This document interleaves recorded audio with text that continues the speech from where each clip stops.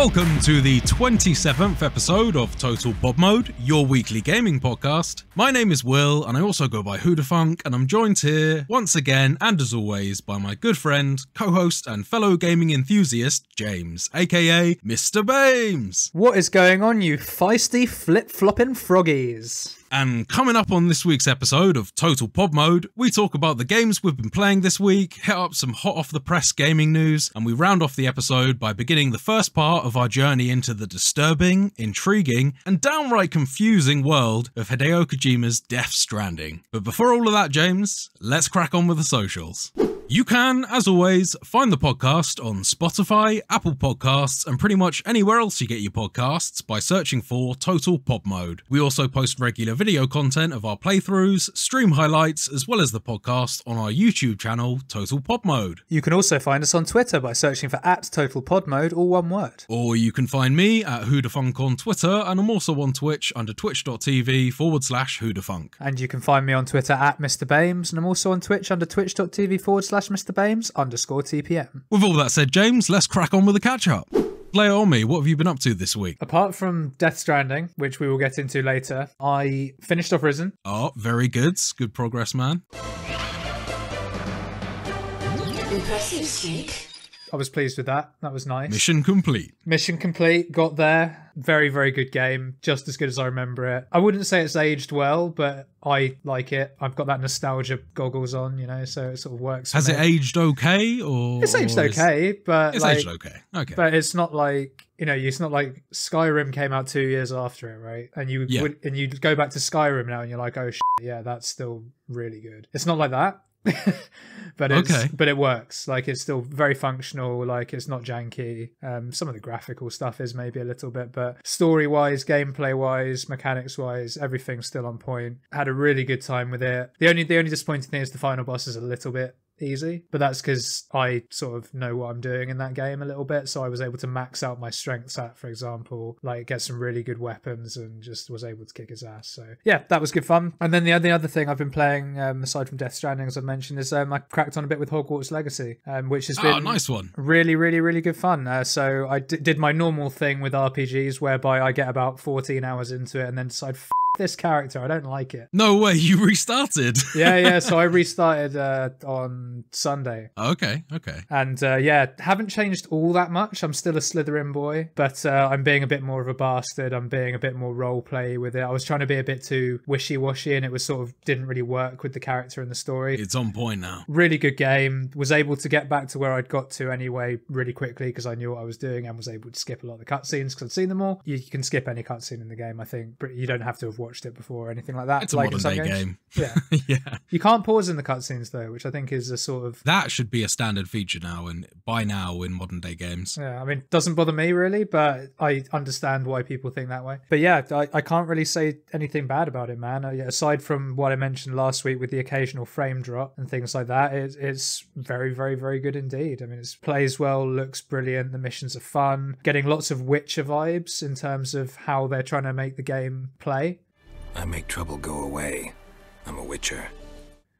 Oh, really? Do you have quite a few dialogue options when you conclude the quests? A fair amount, yeah, but it's not so much a good choice and a bad choice. It's like you do have moments like that, but it's more like you can just ask loads of questions like you can in like a Skyrim or a Witch or anything like that to get more information for the missions. There's typically a number of different ways you can do stuff, although it typically becomes person gives you task. You can either do the task and give them what they've asked for, or you can extort payment out of them, or you can just keep it and things like that. Interesting mechanic that's quite amusing is that when you're doing that, you can like say, oh yeah, let's say there's this isn't too big a spoiler. There's one side quest where someone gets their I can't remember, I think they're called gobstones, right? Which are like little balls that they're almost like pebbles, but then if you lose the round, like they spray some foul smelling liquid at you. Yeah, that's the gobstones. Yeah. Someone gets their gobstone stolen, you go find them, get them all back, and then you can either give them back to her or you can keep them. And if you choose the keep them option, like she obviously kicks off and's like, oh, I don't want you to do that, you're so mean or whatever.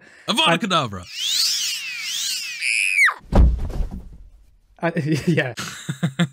In all of the ones I've seen where you can do this, you get the option to sort of say, "Oh no, I'm just joking. Here you go." So you get like a "Are you sure?" every single time you want to be a dick in this game. Oh, that's fun. I quite like that as well, because you just get to troll people if you're actually still going to be the good guy. Exactly. Yeah, it's just that's quite amusing. But yeah, that's important question. Have you unlocked the smash bell yet? Yes, Descendo. Yes, I did unlock the pile driver that you were talking about last week. Yes. Excellent. I did unlock Descendo. I haven't used it yet, funnily enough, but I did unlock it, yes. I also unlocked an exploding charm called Bombarder. Right, just viscera flying through the air now as you play. Yeah, and we sort of touched on that, like, you know, oh, is there death? There's definitely death. Like, this game it's a kid's game, but you kill with shit in it. Like, yeah, well, I mean, they do have the forbidden killing curse in the game of Avada Kedavra, don't they? So they have, which I have used, but not officially, because I've got the deluxe edition. I get this thing called Dark Arts Battle Arenas. Okay, what's that? You find like these statue things that are surrounded by urns. If you destroy all the urns, like the statue opens up and you go in and you can do various dark arts battles and things against waves of enemies. Oh, okay, cool. And I've tried two. I did one of them, and the first one I did, they just give you like Avada Kedavra. I'm going to pronounce all of these spells wrong. I'm very sorry. Well, that one specifically. Then Crucio is one of them, and then there's another one.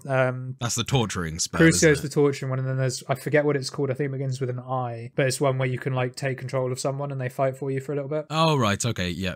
And I think they're the only three sort of forbidden curses in the game that you can use. So I sent you a video earlier this week on Twitter of your character, not your character, but the character that you play as, going into a teacher's office and then repeatedly descendoing, that's the slam spell, in one of the teachers. Professor Weasley. Professor Weasley. So I guess one of them ended up as a teacher at some point. There's also a student Weasley as well, just for fun. And he's not too dissimilar looking to, is it George and William? Fred and George, the twins. George and Fred, yeah. But no, man, so I don't really want to talk about it at too much length, because obviously it being only a week old and being very popular, I don't want to give any spoilers. How about you? What have you been playing this week? This week, once again, I've yet to play quite as much games as I'd have liked to. It's been quite a few busy weekends on the trot, but I did manage to catch up with a good friend of mine, shout outs to Liam. He brought over his Warhammer 40k figures, and we actually set up a Fireteam tabletop. Hell yeah. So I don't know whether many of our listeners or yourself are very familiar with the Warhammer 40k tabletop game. So the game essentially consists of you laying out a battlefield, and it's played on a smaller scale because we're playing a variant of the overall game called Fireteam, and this is played out, I think, with much smaller teams, typically with a couple of objectives on a map. So you'll lay out a large board across your table, and then you'll sort of agree on placing various structures around. That'll be things like little towers, short pieces of cover, full pieces of wall cover and things like that. So you essentially build your own battlefield in front of you, and then you agree on sort of like a no man's land line, which is typically 6 inches from either side of the board, and then you place all your sort of characters amongst there. And then during the game, you're allowed to sort of move your characters and allow them to do certain actions like shoot their gun or use different weapons that they're equipped with. And these little characters are essentially sort of like highly detailed small plastic models that a lot of the people who play the game, in fact probably the vast majority of them, they actually go ahead and paint the models and do them with their own designs and colors and things like that. I think that's like a big part of the fandom is sort of painting and collecting the models themselves. My understanding is that's the main part of the fandom. I think that you're probably right there, actually. I think that probably the vast majority of people never get quite as far as playing the game. Yeah. Most people don't get as far as finishing painting their whole army. Yeah. Get a base coat on the models, and then it just sort of gets lost in the back of the drawer. Just sprayed all of mine black and put like bits of green on them. That's what I did, yeah. But when you get into the meat of the game, just to sort of bring it back to a video game reference, if anyone has played the XCOM series, the combat in the tabletop game does function very similarly to that, in the sense that your accuracy and chance to hit another player with your weapon will be determined by the weapon that your character is using, as well as the distance that you are from another player. Line of sight. Yep, line of sight, absolutely, as well as whether the player is above or below you. All your attacks in the game are then decided by a dice roll, where each one of your attacks might ask you to roll 4 dice, roll 5 dice. And typically, whether the attack lands is decided by the dice that you roll and whether they hit over a certain number. So for instance, a standard attack with an assault rifle, you will need to roll 4 dice, and for those attacks to land, you need to score a 4 or above for them to land. So it basically functions like in the same sort of way as like a wisdom save or an armor class in D&D, right? No, it does perform similarly to D&D, but more as just sort of like a pure attack, like a spell of some sort. Yeah. And then at that point, the player being attacked then does roll their saving throws. There you go. Which then accounts for whether they're able to dodge those attacks, just like you were mentioning there. Got ya. But instead of rolling like 3d20 or whatever, you roll 4d6.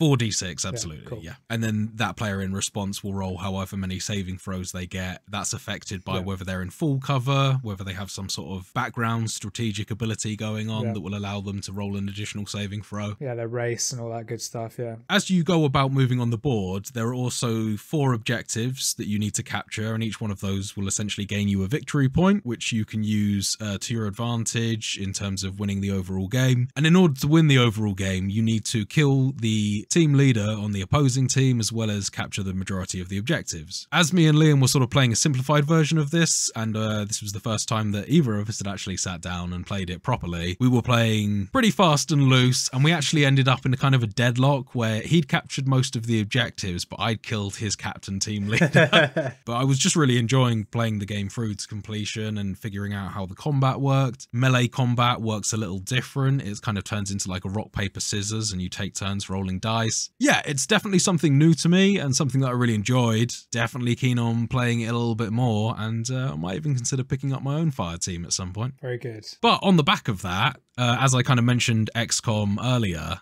I also got into playing a little bit of XCOM 2, which I've had on my Switch. It's been sat in my library for quite some time now, but I never really delved too deep into it. All XCOM games on sale on Steam right at the moment, just for everyone's information. Oh, there you go. Top tip from James. Go check it out. I might well consider that. Yeah. Because I got to say, obviously, graphically and performance-wise on the Switch, it's definitely not the best medium to play it on. Yeah. Although handheld would probably be quite good for that style of game, gotta say. Absolutely. That was my reasoning for buying it, was actually this would be quite nice to sort of bust out on a train journey or sit there on the bus and just do a quick few turns or a round or something. Yeah, before throwing your Switch against the wall because you got killed by something that you didn't see or something. Well, this is the thing. It does have that sort of rogue-like element to it, where if your squad mates are killed on the battle, they are kind of gone for good. Yeah. And at that point, you can kind of assign yourself like a randomized spawn character to sort of be your next troop in the line. Or you've actually got a very simple character creator. And I've made myself, I've made you, James, obviously, I've made Sigrid, I've made a bunch of other friends that we both know, as well as all of my pets.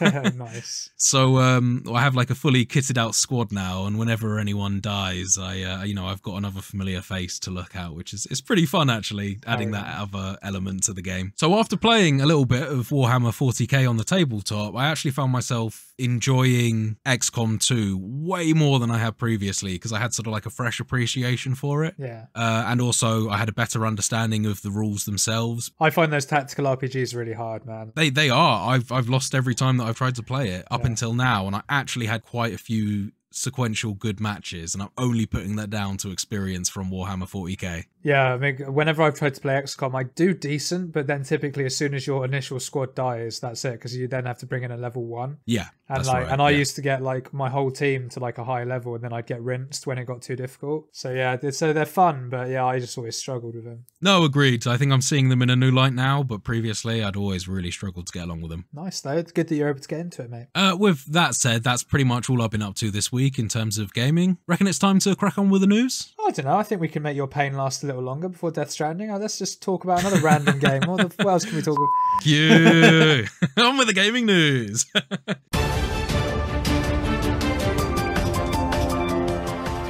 So right on with our first news article of the day. Saints Row sales flop forces parent company to change its policy on new games. So, news today from pushsquare.com that Embracer Group, the company that funded the Saints Row reboot, has explained in its latest financial report that it will need to rethink its approach to greenlighting new games after admitting that Saints Row failed to meet sales expectations. I could have told them that was going to happen before they announced it. Yeah, no shit. I think everything kind of pointed towards the fact that this wasn't going to do so well compared to the previous titles. No, absolutely not. The report then goes on to say, we have therefore increased management focus and efforts to optimize investments and efficiency across the group even further. And, to put it in more layman's terms, each project has to earn its own right to exist. So that sounds pretty brutal in terms of the measures that they're going to take here, James. But we spoke a little earlier on this, and you said that you had an article that may well sort of contradict this slightly. A little bit, because they're saying all this, right? But then in the same breath, they've got 5 Lord of the Rings games coming out in the next 2 years. They're putting all the money on Lord of the Rings, I guess, using that IP for what it's worth. Because obviously they're a group, right? They've taken over a bunch of smaller companies and brought them all into one big... embrace, you might say. Nice embrace, yeah. There's going to be scores of games that they would have had in development. So it's just quite funny that this has come up where it's like, yeah, man, we really want to make sure that every game we produce is of the utmost highest quality, as opposed to what they're actually doing, which seems to be throwing everything against the wall and seeing what sticks. So, a little bit contradictory, but yeah, I mean, I think the next one's going to have to be a hit, because I don't have the figures in front of me, obviously, but I don't think Saints Row did very well at all. So if they're going to make any sort of money off this whole deal, then they're probably going to need one of their Lord of the Ring games to be pretty epic. And I think the first one that they've got coming out is the Lord of the Rings Gollum, and apparently that's going to be a stealth action adventure game. Have you seen much of this? I haven't, no. I've seen a screenshot of the graphics. Extremely low. It doesn't look good. Not just graphically, it's in terms of the gameplay mechanics as well. It looks very basic stealth mechanics that we've seen all before. Yeah, I mean, I don't like stealth games at the best of times, but we'll see. I'm not going to pass judgment on it till it comes out. It definitely sounds like it's hitting its fair share of developmental limbo that it's in at the moment, and you only hope for the team that they do manage to deliver a good game, but you can see that there's more going on behind the scenes here. Watch this space, I guess. So on to our next article. The Atomic Heart release date draws near on February 21st on Microsoft Windows, PlayStation 4, PlayStation 5, Xbox One, and Xbox Series X and S. Oh, they're doing all of them. All of them. Except for the Switch. Obviously not the Switch, James. Don't be ridiculous. Yeah, that'll be like 7 months later. And still streamed to the platform via a dodgy connection. Yeah, exactly, yeah. So, what do we know about this game so far? Absolutely cool. I'm here to tell you, James. So, the game takes place in a fictional alternative universe set in 1955 USSR. So, after discovering a special substance called polymer in 1936, scientist Dmitry Sechenov launched a network of AI robots called the Collective. This collective of robots were supposed to help people with manual labour and improve their lives by freeing up their time spent not doing their gardening and various other domestic chores. All was going well until 20 years later a new technology was invented, allowing people to connect to the collective network using only their thoughts. This predictably and obviously goes horribly wrong during the launch and results in a bunch of domestically armed robots causing chaos and murdering people. Your character, the protagonist, is sent in to investigate and restore the network. You also have robot prosthetic arms, and it's an FPS style game mixed with powers from the polymer glove, and that essentially has abilities very similar to BioShock, so you can shoot ice out your hands, electricity, do a bit of telekinesis. In an interesting twist on this, the glove also has a little AI living inside it called Charlis, who helps your character on his way around the world. To add to all the chaos of this, you also inexplicably have mutating plants that can take over human bodies, so you got bio kind of zombie things in there as well. Hey, and the melee combat looks pretty decent too. It looks like fun. The graphics on the game look very impressive. I'm really liking the art style and aesthetic. It's kind of all very washed out in terms of the colours of the environments and gives you this quite oppressive, samey feel. Yeah, which you want a nuclear f***ing robots taking over the world game. So, definitely one to watch here, and one that I may well pick up myself. And speaking of new arrivals, Wild Hearts released back on the 16th of February to pretty decent reviewer scores, 8 out of 10 on IGN, 80% on Metacritic. So to be honest with you, I usually equate that to more like a kind of a 60, 65% on my own meter. Anything that's like an 8 out of 10 on IGN instantly for me becomes 5 or 6 pending me playing it myself. Disrespectful though that is to IGN because I read a lot of their stuff, but still.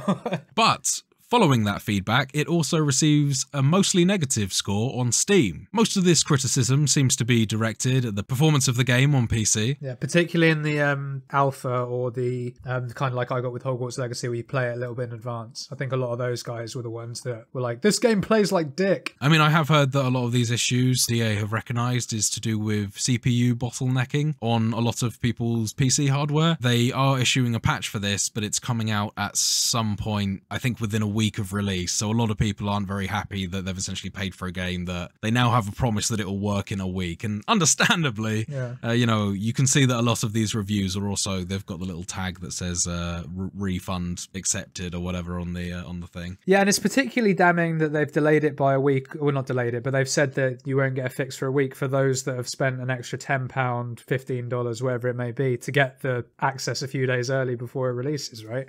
A proper piss take, that. Yeah, you would assume that at some point they would have to issue refunds for that at the very least, or you know, the smart thing to do would be to get your refunds for that and then just repurchase the game in like a couple weeks time. Exactly, yeah, just buy the basic game, yeah. So a lot of the reviews I read were in agreement that if someone was considering getting into this sort of genre for the first time, that they should absolutely just kind of purchase Monster Hunter World. I haven't played Wild Hearts, but I'd probably agree with that, yeah. Reviews do, however, praise the monster designs that you fight and the pretty decent combat, which is apparently comparable to Nioh 2, which I've played a little bit myself and did find it quite different from Dark Souls, which is the only thing I could really compare it to at the time, and I think I found the difference there, the sort of the main factor why I didn't get on with it straight away. But I can absolutely see that if you spend some time playing with that you could really get good at it and have a fun time. Yeah, I can't speak to Nioh 2. I've played a little bit of Nioh 1 and I can't imagine it's that different, but that game plays pretty decent with the combat, so that's relatively high praise, I'd say. Also, we mentioned this briefly on the pod before when we were talking about the release of Wild Hearts, but the Karakuri building system to make sort of your camps and hunting tools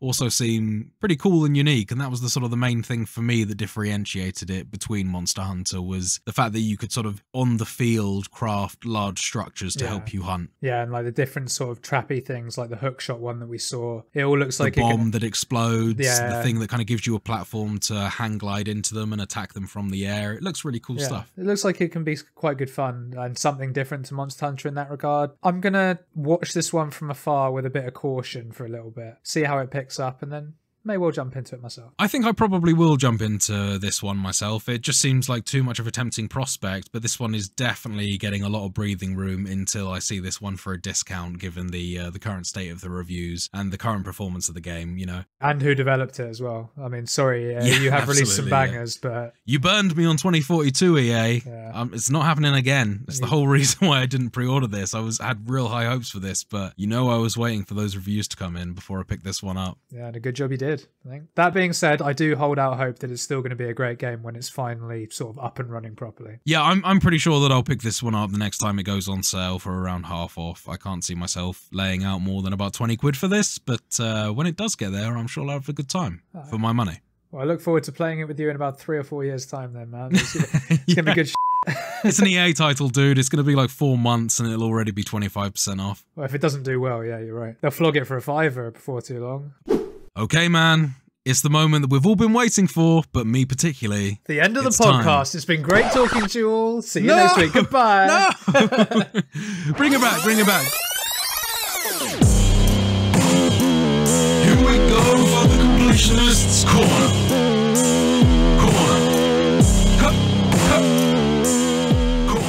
Okay, James. So, as part of this, what I didn't realise before we agreed on just how much to complete of the game before we met for this week's podcast, there is a hell of a lot to cover up until you sort of leave the tutorial area of the game, which is where we agreed we would get to. Mm-hmm. So let's see how this one goes. We could be in for a long one here. Strap in, peeps. Okay, so before we actually get into the story, I figured that I would give a little bit of a background on the game, just a very quick rundown on the events leading up to the start of the game, just to provide a little context for our listeners, because as I've just mentioned, this one's going to be pretty detail heavy, but I'll do my best to guide us through this. In Will We Trust?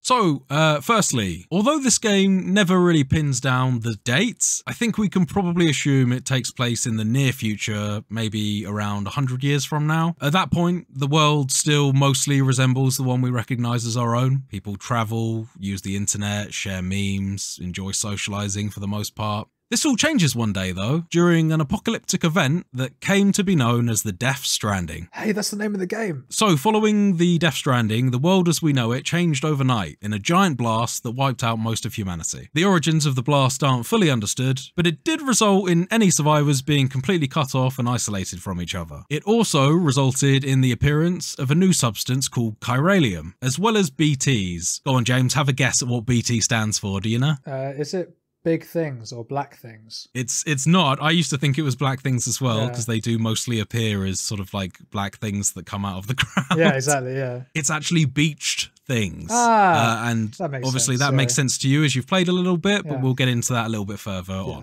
So these beached things, or BTs as I'll refer to them from now on, they are invisible ghosts that hunt and kill living people. The BTs come from a place called the Beach, which is a sort of purgatory zone between this life and the next. And the Death Stranding, the large explosion that wiped everyone out, has also interrupted the passage of time as well as the connections between life and death, which sort of explains the fact that the game is always set in the daytime. There's no day-night cycle, it's just a constant span of time. And it also explains the fact that these beached things, or BTs, appear so ghostly. So essentially they are supposedly spirits that haven't been able to migrate on to full death, and they're stuck now between the beach and our world. Purgatory, as Will mentioned just now. Also, a new type of dangerous weather condition called timefall appeared following the Death Stranding. So, timefall started as a result of the increasing levels of chiralium in the atmosphere that came about during the Death Stranding. Although it appears as harmless rain, timefall can be deadly if humans are exposed to it for short periods of time. If timefall makes contact with an unprotected surface, it will cause rapid time acceleration. This can be seen pretty clearly as it causes flowers on the ground to repeatedly bloom and die, it causes metal to corrode rapidly, and any skin or living material to suddenly age and deteriorate very quickly and extremely painfully. Yeah. If you stayed out in timefall, you'd basically look like a shriveled raisin in a very short space of time, whilst also being in absolute agony whilst it happened. Yeah, as we get a nice little demonstration of shortly. So, as the Death Stranding triggered the timefall rain and the arrival of the BTs into our world, everyone started living underground and basically never leaving their houses. As you can imagine, this led to a massive rise in cases of agoraphobia, which is the fear of leaving your own home, and it made people almost entirely reliant on deliveries and people called porters to bring them survival essentials and food. Think FedEx, but not. So, around the release of this game and during the COVID pandemic, this became weirdly very close to reality for me. The amount of Uber Eats deliveries that I was getting, I was entirely one of those people that just sort of appeared at my window collecting deliveries through the the window to my flat. Did you have a little hologram of yourself outside as well? Just like, thank you, Posty. Thank you. I always gave them a thumbs up and told them to keep on keeping on though. The hero of our story, Sam Porter Bridges, is actually one of those porters, currently freelancing on a mission across a gloomy, dark wasteland. Played by the very attractive Norman Reedus. Sexy bastard. I think I said that in episode 1. I think you did. Yeah. Callbacks, see? Sam is on his way to make his delivery, driving an electric motorbike across a gloomy, dark wasteland, carrying some packages for his next delivery. As he is driving, he notices what looks like an upside-down rainbow in the sky, and this is actually one of the signs of impending timefall. He picks up his timefall-protected hood, and he begins to drive on. As he's driving, he spots a flock of birds and other animals trying to escape the deadly rain, and a raven actually falls from the sky, squawking and writhing as its feathers decay and begin to fall out.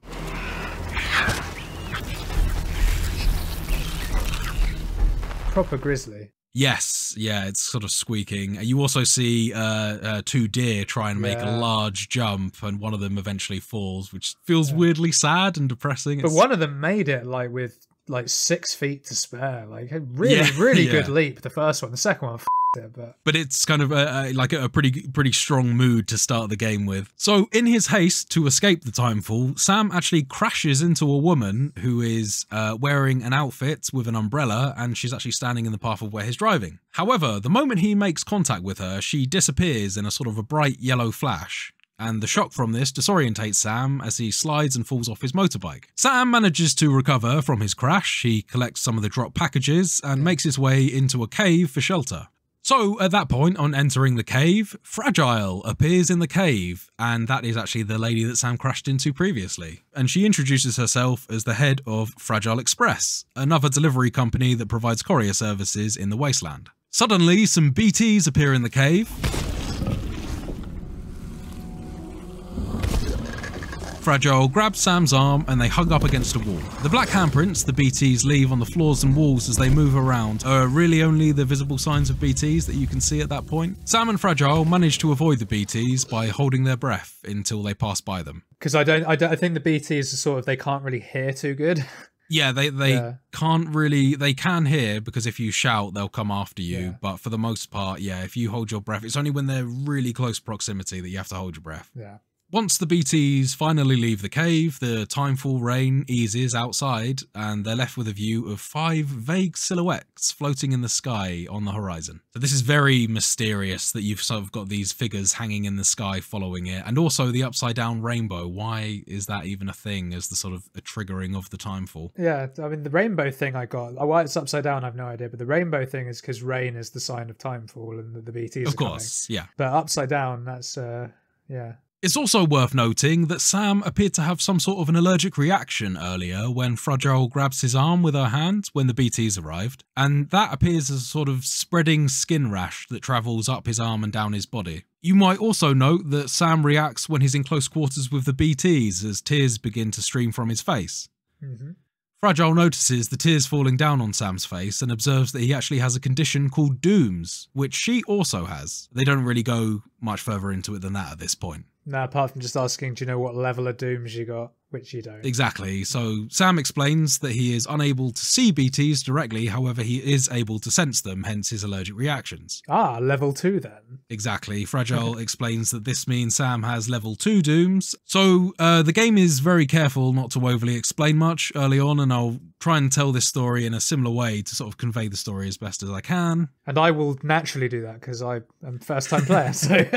Fragile then goes on to offer Sam a cryptobio, which is a type of living, chunky, maggot-looking organism with a small face and 8 small legs. Yeah, and they fly a little bit. They do. Well, they kind of don't seem to observe the laws of gravity. They just kind of float around. Yeah, they seem to be in a state of anti-gravity at all times. Yeah, I'm doing a really good impression of it that you can't see on the podcast. And the cryptobiotes, much similarly to the BTs, sort of typically appear in areas with high levels of chiralium, which is the element that began with the Death Stranding and is now sort of present in everything. Sam, understandably, refuses to eat the cryptobio, which she then gladly chomps down on. She also removes one of her gloves at a certain point during the conversation to show Sam that she was doused from the neck downwards in timefall at one point in her life, resulting in all of her skin other than her head being severely aged. During this encounter, Sam is very gruff, not keen to socialise or reveal much about himself. A theme that continues throughout the game, from what I can see so absolutely, far. Absolutely, yeah. There's definitely a building theme here of Sam avoiding others and not wanting to be in contact. It's my guy right there. Including visibly recoiling when she reaches out to touch him. Although none of this really seems to bother Fragile that much. On exiting the cave, Sam also retrieves a Polaroid photo that he'd dropped of himself standing with 2 other women. One is an older woman and very well dressed. The other woman in the photo is pregnant, but her face is obscured as it's been stained by some timefall landing on the photo. So at this point, we can at least assume that the pregnant woman is probably Sam's wife. So after collecting all of his things, Fragile disappears in another flash, and Sam gets a move on to his destination at Central Knot City. Yeah. He then drops off his packages to a woman called Mama, who appears via a hologram panel. She'll be important later, but for now, back to the story. So, very quickly, holograms in this game are actually called chiralgrams. If this sounds familiar, it's because they're powered by chiralium, the substance that appeared in the atmosphere following the Death Stranding. Over time, humans actually managed to collect and harness the power of chiralium, and much of the technology in this world is actually powered by chiral energy rather than electricity. So, as Sam plays through, he'll notice a lot of the technology in the world relies on the use of this chiral energy. However, humanity doesn't really understand how it works per se, and it's compared to in the game as almost like a caveman discovering fire for the first time. It's just sort of magic and works. All of this just works. And I guess desperate times call for desperate measures, right? Because all of the electricity grids have been absolutely evaporated. Absolutely, you use any leg up that you can. So, almost immediately after dropping off the packages at Central Knot City, Sam gets a priority order through the terminal and a big van rolls up. A van on stilts, by the looks of it. You know, you see in like wacky races back in the day, of some of our younger viewers potentially, any sort of cartoon, right, where they're about to freaking drive over something really like in the way of the road, like a big hump or something, and they extend the car upwards almost on like stilts or like almost a spring of some description. Yeah, it looks like the highest suspension available ever. Think a cherry picker, but like a car, for seemingly no reason as well. I'm not quite sure why it does this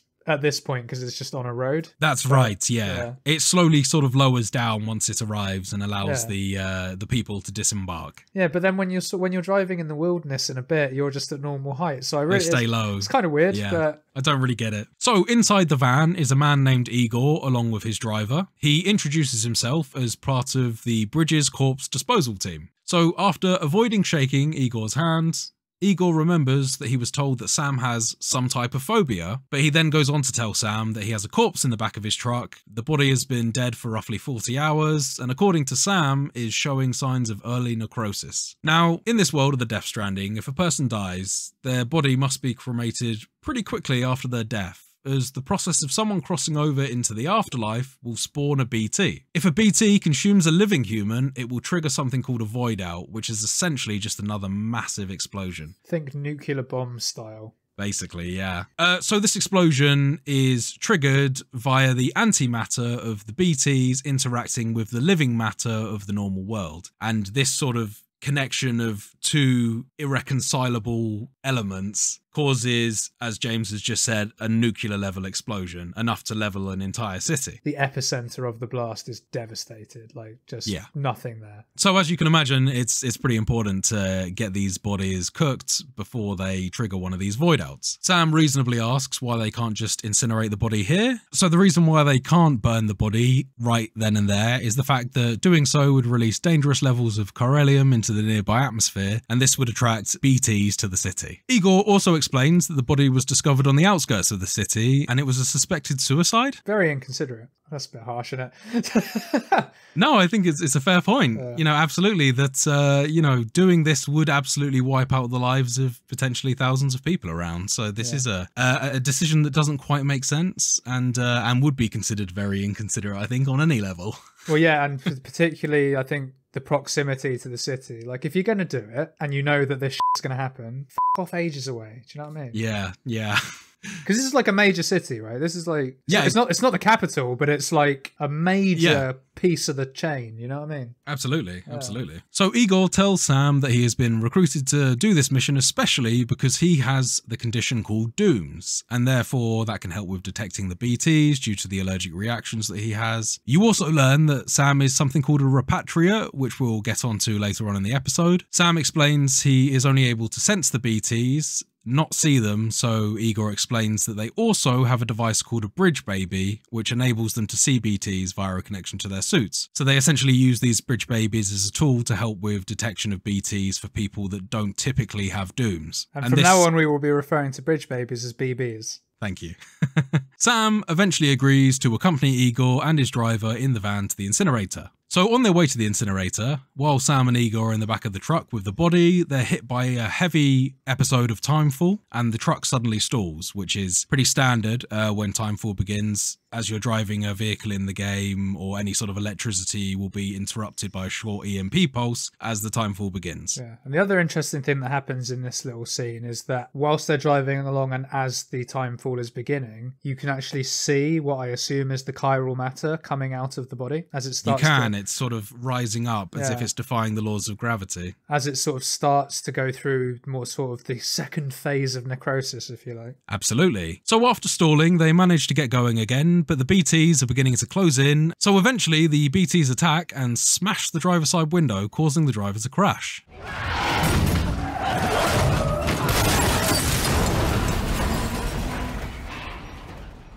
Which is actually a really cool scene because you see it from the driver's perspective and he can't see anything. It looks like a cloudburst going on his windshield. Like, if you use your imagination, you can imagine the hand hitting the window, but you just see, like, almost a sound wave. Really cool stuff. And you see the rain move slightly. So, following the crash, Sam wakes up in the mud, stained with a little blood, and notices Igor attempting to free the driver of the overturned truck. What a hero. Yeah. But so the driver it's all in futility because he's f***ing crushed. Both Igor and the driver are making quite a bit of noise, as you can imagine. Yeah. The driver isn't protected at all on his head, and timefall is falling on his face, and that's obviously causing him to age quite rapidly and yell out in pain. Yeah. None of this is good news for the BTs that are slowly closing in. No, you remember that bit earlier where Will was like, oh yeah, and it makes you look like a dry grape in like seconds, and it's really painful. Yeah, this. That, yeah. Go watch the cutscene. Yeah. That. Sam then tells them to be quiet and not even to breathe if possible, but by this point it's too late. He looks around to see the corpse in the body bag shaking violently, and gold flakes are now rising from its face. And then it's suddenly pulled underground by black figures rising from the ground. Sam looks up and sees the silhouette of a BT hanging above where the corpse was laying. Suddenly more black figures rise from the ground over where Igor is helping the driver, and they actually carry the driver off. Igor just about manages to shoot the driver as he's being carried away.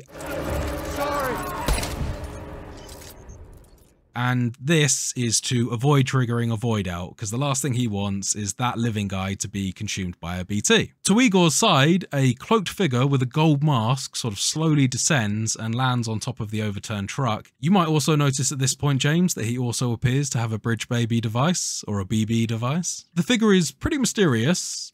He certainly doesn't resemble a BT, he's definitely human. Yeah. He holds a finger to his mouth before sort of continuing to observe Igor struggling. Igor is now at this point attempting to shoot the BTs he's surrounded by with no effect.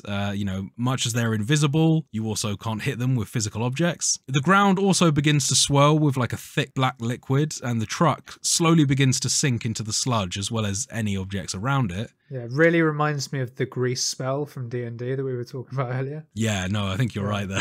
Just like the visuals of it, it's like oil. Yeah, it's like a thick tar. So the black figures that were emerging from the ground previously redouble their efforts and begin to grab Igor this time. Just as he's about to be sucked up, Igor chucks Sam the bridge baby that was connected to his suit and tells him to run before turning the gun on himself. So at this point, he puts the gun underneath his chin, is just about to end his life to once again avoid another void out. Just at that moment though, as he attempts to pull the trigger and end his life, he is yanked upwards by an unseen force and actually drops his gun.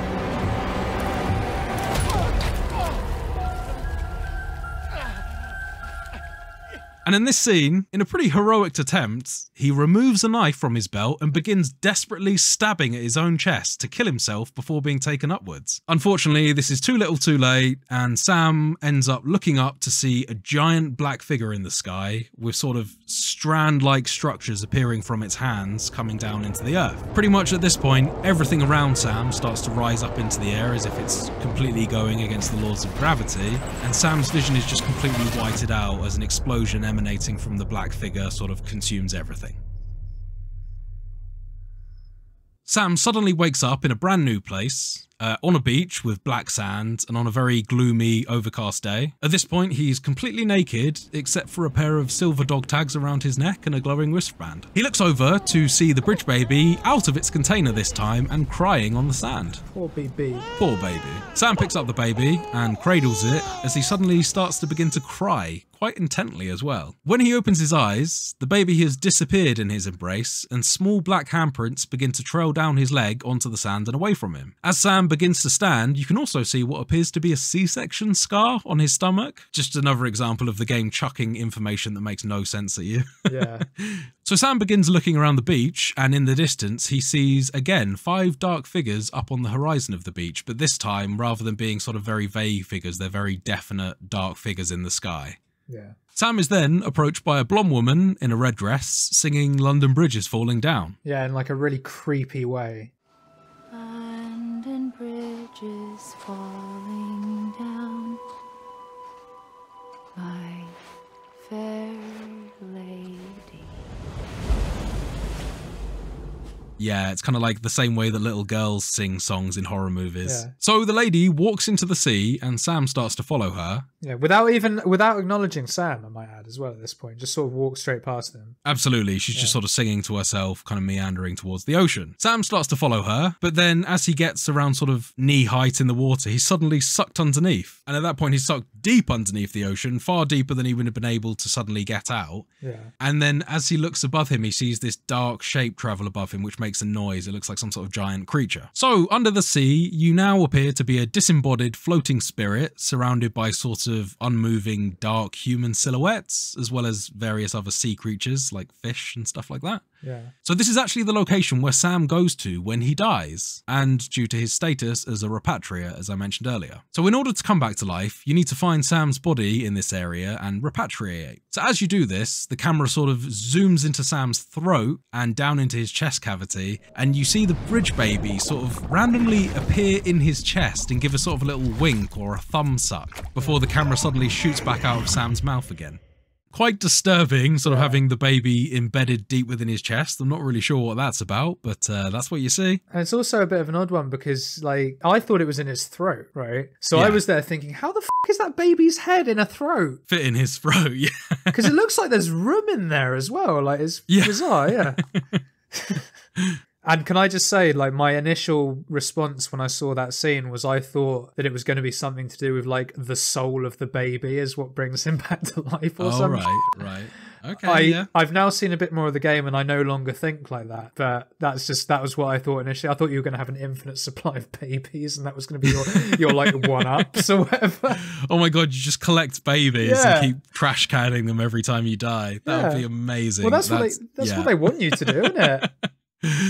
Yeah, basically. I mean, this will come sort of into play a bit later on, but yeah, these babies are absolutely seen as tools for a workplace use. They are not sort of treated with any sort of empathy. They're kind of just babies suspended in a liquid floating in a glass jar. Yeah. So after this disturbing imagery of the baby being down Sam's throat, Sam suddenly sees a vision of a mysterious man, who is portrayed by Mads Mikkelsen, speaking to the camera as if they were the bridge baby themselves. So it appears in this scene that you're viewing it through the eyes of the bridge baby kept in a container. Now, this mysterious man is clearly in a rush and is doing something quite urgent, and the vision is sort of suddenly cut short when Sam wakes up and then he vomits a load of black goo up, very similar to the black goo that rises out of the ground, and also, you know, a good handful of cryptobiotes as well, which, as James said earlier, as he throws them up, they sort of float into the sky away. As Sam looks up, he is standing on the edge of a giant crater with the bridge baby safely back in its container. That crater being what was at one point, in fact very shortly ago, Central Knot City. Yeah, where you were just jamming. So, that is the end of the prologue, James. On we move on to episode 1, Bridget. The actual prologue, sort of. Yeah. The actual prologue this time. It's because it is worth noting at this point you haven't really played anything yet. No, you've probably had control of Sam for all of about 5 minutes as you wandered into that cave earlier, and then eventually onwards there to the delivery point. Yeah, you've got enough time to just learn how to walk. And you're probably about 40 minutes into the game at this point, I want to say. It is a game, right? But it's portrayed almost like a television series. Yeah. So like the chapters are called episodes, and that was basically the pilot, right? You've had the scene set and you're now moving into the actual what the you know? And it's a cool way of doing it. Yeah, and I mean, Kojima's always valued cinematography in his games. It's kind of a staple of a lot of his game design. Metal Gear Solid, I think, was the first one for me when you start to realize, oh my God, this is half a movie as well, you know? Well, that's the thing. It's funny. We will move on quickly because I know we've got a lot to get through. But you say that about Kojima. I haven't played as many Kojima games as you. The only ones I've played is Metal Gear 3, the first bit of Metal Gear 1 that I did for the challenge, and then this. And in all three of them, you can see that Kojima is sort of a game designer first, but a director in a very close second. Yes, and he bills himself as such in a lot of his titles as well. Yeah, exactly. But he also bills himself as God. In Metal Gear Solid 4, so he gets pretty free and easy with it. Yeah, you know. And when I used to see that shit before, I was like, oh, come on, mate, behave. But now I've actually played a few more of his games, and you can see like what I'll call the Kojima hallmarks. Yes, absolutely. It's just like, it's actually legit. So, on to episode 1. Sam, this time, wakes up in the middle of a dark room, handcuffed to a bed. It's not very nice, is it? No, not very nice at all. He's not very happy about that whatsoever. Yeah. And he's back to wearing what appears to be a dream catcher around his neck. So at this point, a person appears called Deadman, who is actually portrayed by Guillermo del Toro. Yeah. Although I believe voiced by someone else. Yes, absolutely, yeah, they're not using his voice. So, actually, this is kind of on the back of the cancelled Silent Hills title that was due to be produced by Kojima and Guillermo del Toro, that Death Stranding ended up being made. You can tell that a lot of the horror, spooky influences bled over into Death Stranding. If that Silent Hill game was to be made, I would have loved to have seen what actually ended up in Death Stranding, if anything at all. Well, did del Toro actually have anything to do, or any collab work with the actual story of Death Stranding? To my knowledge, he was there as sort of as a lot of the actors are in this game. He was there as a close friend of Kojima's sort of thing to play a cameo role. Yeah, so it didn't have nothing to do with the story or anything? Not to my knowledge, no. So this person, called Deadman, works for a company called Bridges. And Sam is in one of their facilities currently, in one of their private rooms in fact. Deadman assures Sam that the handcuffs are actually only for his protection, and he shows Sam that he's also wearing his own pair as well. Deadman goes on to explain that the handcuffs are actually a way of keeping people connected, and they monitor Sam's vitals and act as a map, communications device, and many other things you expect your iPhone to do. And a codec. Absolutely, yeah, I like that subtle mention. There's a couple subtle mentions to Metal Gear Solid in this scene as well. Number one being the codec calls, and at some point or another he explains to you that if there is a void out, it's game over, man. And then the sort of Metal Gear Solid game over screen appears as he does it in a hologram.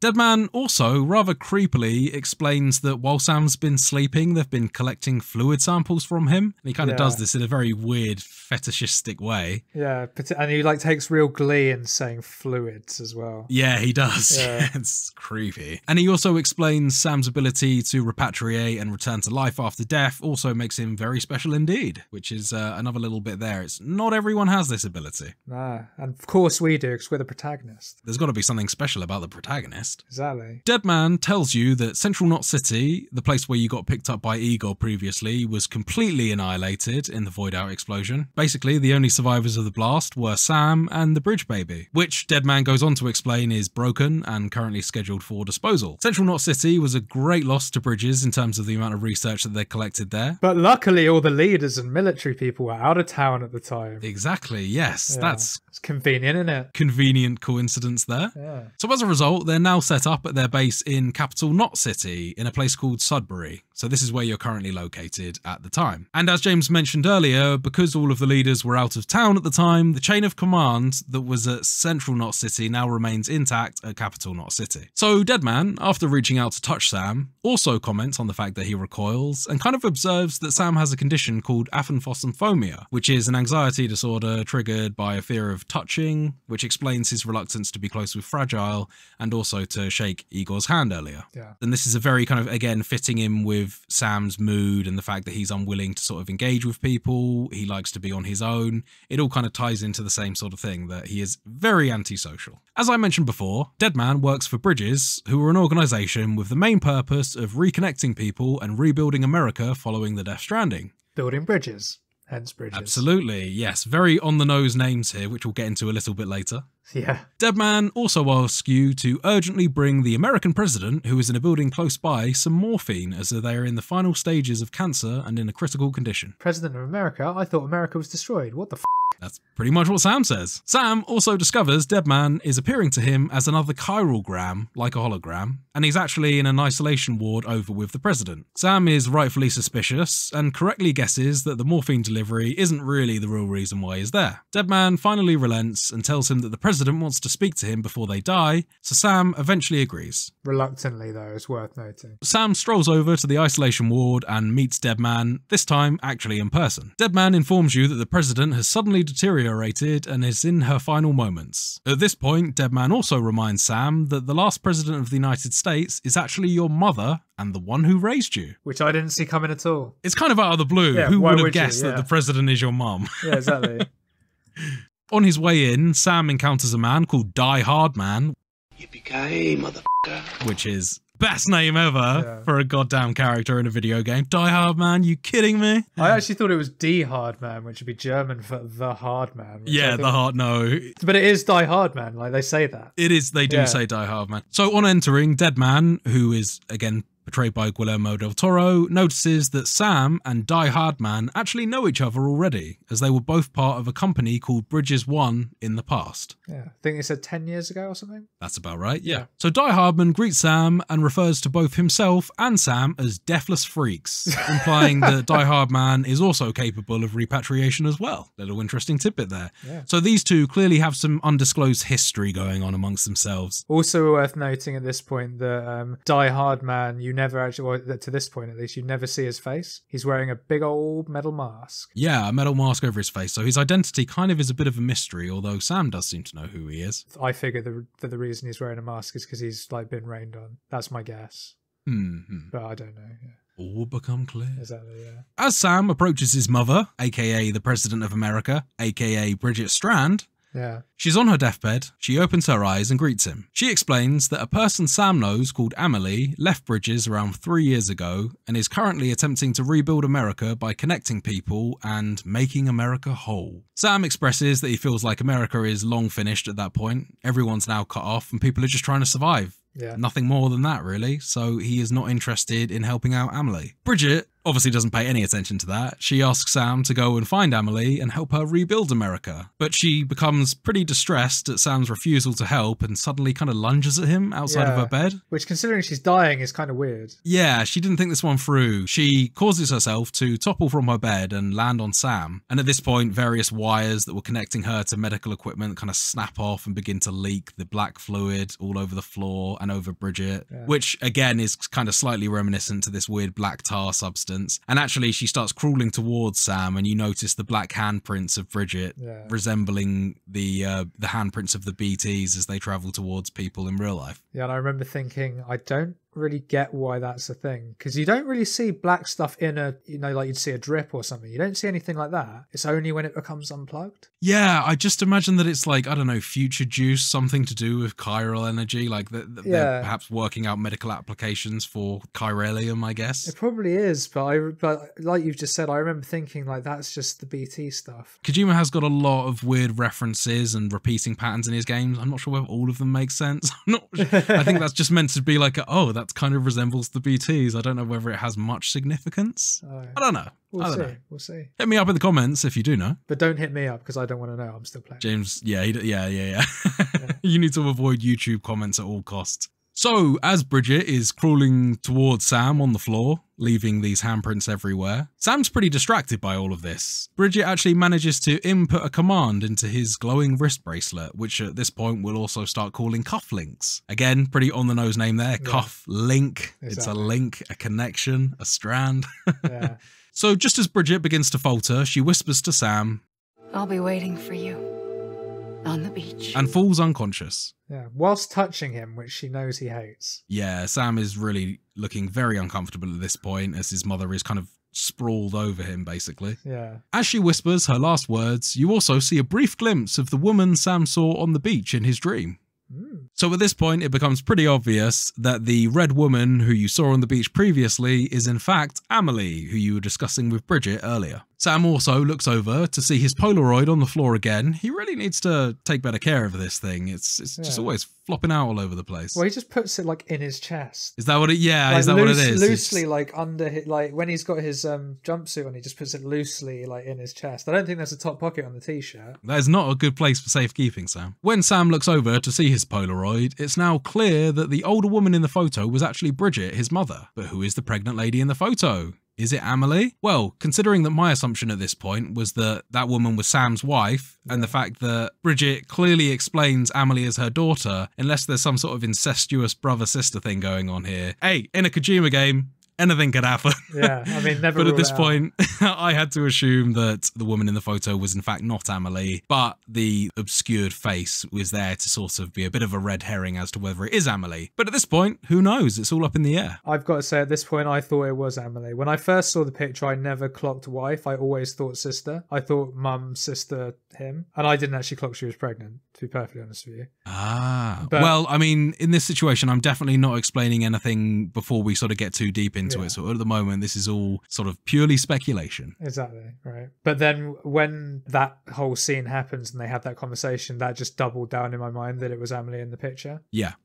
So I mean, we'll see. This is kind of what I was looking forward to doing as well is you know, I'm very familiar with this game, and now I'm speaking to someone that's on their first way through this. I think it's, you know, it's a really good opportunity to sort of see two different sides of the coin. Yeah. So at this point, obviously, Bridget is basically sprawled out on the floor over Sam, and Deadman, Die Hard Man, and a team of medics rush in, but they ultimately aren't able to save the president, and she flatlines. Die Hardman makes it very clear to Sam that he wants to hide the fact that the president is dead to avoid people losing hope of the whole dream of rebuilding America, because she's sort of acting as the figurehead for that. Yeah, it's sort of mentions that Bridget has been the figurehead of this sort of movement for a number of years. This isn't like something that's just popped up. Like, she's been working on it for quite some time. No, this is kind of, this is a great portion of her life's work. Like is family based around legacy rebuilding. type deal, yeah. Absolutely. So, as you do in this world, Die Hardman asks Sam to burn the corpse, but it must be done in the utmost secrecy to avoid any sort of suspicion that the president is dead. Die Hardman also tells you that the contract that sneaky Bridget managed to input into Sam's cufflinks was to actually help Bridges with rebuilding America. So now he's contractually obligated into doing this now. Yeah, despite his many reservations. Yes, yeah. However, the most urgent priority before he gets on with rebuilding America is getting that body into an incinerator. Go burn your mum, mate. Just real quick before you save the world, can you just go burn your mum? The other incinerator that was near Central Knot that you travelled to before got destroyed in the blast following the void out, so the only other one is currently reachable on foot. But there is a catch. The area in between has a high level of chiral density in the atmosphere, which indicates a high presence of the BTs. Knowing all of that, Sam straps a body bag to his back with his mother inside, and off he goes. Yeah, and I wasn't expecting this bit either. Yeah, it's a very humanoid-shaped body bag, just kind of perched on your back. But it's done in such a way that it's almost like she's sitting up. Yes, she's kind of perched on a seat on your back. Like, yeah, it's very undignified. I would have thought you'd want like a lengthways body sort of almost across your back like a barbell if you're squatting for better weight distribution, right? As opposed to someone sitting up like on your back. I do know what you're saying. I guess it's kind of one of those ones where the weight dispersion would be most equal if you could constantly stay in a state of leaning forwards and essentially falling forwards with the seated. Because I can imagine like legs to head ratio, that is going to be a difference in weight. So it'd be very hard to get it perfectly level without having one side slightly unequal. That is true, but she's only 50 kilo. I know. Like, it's an old one. She's a little old woman. Like, yeah, I mean, she's had cancer for God knows how long as well. She's definitely like not even a regular weighted elderly lady either. Exactly. So, as Sam makes his way outside of Capital Knot City, you find your first placed structure of the game. So in this case, it's a watchtower built by a guy called Nick Easton, who you've yet to meet, but he's actually a guy that handles the deliveries for Capital Knot City. I remember first like being aware of the name Nick Easton because it was like, if I found a lost package, it's like, oh yeah, you found Nick Easton's lost package. It's like, who's this? That's right. Who's this courier, man. No one does their job as good as Sam, that's for sure. No. So this watchtower allows you to get a quick bird's eye view on the surrounding environment. It typically helps you in the future with plotting routes on the journey. You can also find packages this way, as various other interesting things that you can pick up. Because as you'll be exploring the land later on down the game, you'll notice that there are various lost packages scattered around the landscape, which Sam can help retrieve and get to their original destination. Yeah, or at least help it along the way partially. Maybe leave it in a postbox as opposed to just out in the wilderness. Absolutely. Structures like this can be upgraded over time using scavenged materials to provide better benefits, and there's sort of a wide range of these structures that you can build as we get further on into the game. Can I just quickly ask at this point, how permanent are those structures? They disintegrate over time due to timefall. Yeah, absolutely. They're you basically, at the rate that we're playing the game, you'll get to the bit after we're getting to before you start getting warnings that your ladder's in the training area starting to deteriorate. You get warnings? All right, I haven't had any warnings. That's what I mean. You'll be playing for a while first. I spent ages in the tutorial zone and I got into like the first bit of the second area before I started getting warnings on mine. So like, honestly, you could complete this game without ever needing to go back and rebuild anything easily. It's only if you're a long-term player and you want to stay in forever that you're going to have to maintain your methods of transport and stuff like that. Fair, cool. Perhaps that changes based on what difficulty you're on. That makes sense. Because it's like server side. Exactly, yeah. I also noticed that you liked one of my signs as well, so thank you. I did, yes, I did. So you can establish bridge links between players, and I made sure to do that straight away once I saw one of your signs. I'm looking out for your stuff, but I haven't seen one yet. I haven't really done much, to be honest with you, because I'm kind of like rushing through it, but I will start to do it now I found your sign, because now we have a consistent link. And basically any structure I place that has got a pretty good likelihood that it'll appear for you and vice versa. And I want to get into that asynchronous multiplayer, but not this episode. No. Yeah, that's fine. Yeah. I'm going to just touch on it though to say, you might also notice while you approach the watchtower that you can also like this structure in a very similar fashion to how you like things on Facebook. Yeah. You do this by pressing a button on your controller to send likes to Nick Easton for helping Sam. We'll get into the reason for the existence of likes some other time, but for now, we'll move on with our journey. Also, on the way to the incinerator, you might also notice that you occasionally bump into golden objects rising from the ground that seem to resemble pointy, large golden hands. Yeah. But for now, Sam can't collect these just yet, so let's move on. Yeah, despite my many attempts at trying. Along this journey, the camera also pulls back and you're treated to a song called Bones by Low Roar, and this is kind of one of the few hiking scenes where it gets all scenic. A song plays by a musical artist that Kojima liked at the time, and it's kind of meant to be a nice time to reflect. Although, when I spoke about this to you earlier this week, you mentioned that some of them felt quite out of place to you. Yeah, not this one specifically, because this one was done in such a way, again, going back to Kojima's sort of being a director, the camera like properly zooms out, like,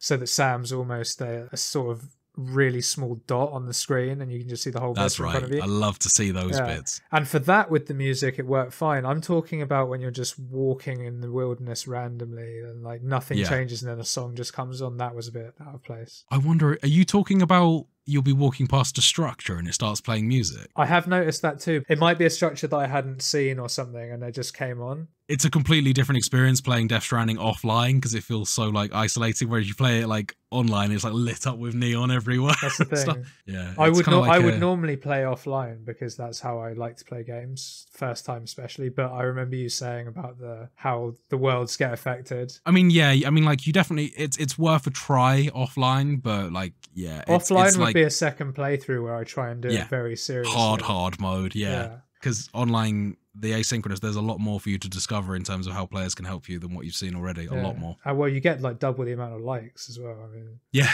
absolutely. So that alone is huge. Probably not double, but you get a lot more. As you're on this journey to the incinerator, you might also find ladders and ropes along the route left by Igor from Corpse Disposal. So there you go, good guy Igor. He's helping you from beyond the grave. Yeah. Good lad. Igor, for anyone that doesn't remember, is the guy who got sucked upwards by the timefall at the beginning of the game. Yeah, the one that tried to kill himself and threw a baby at you.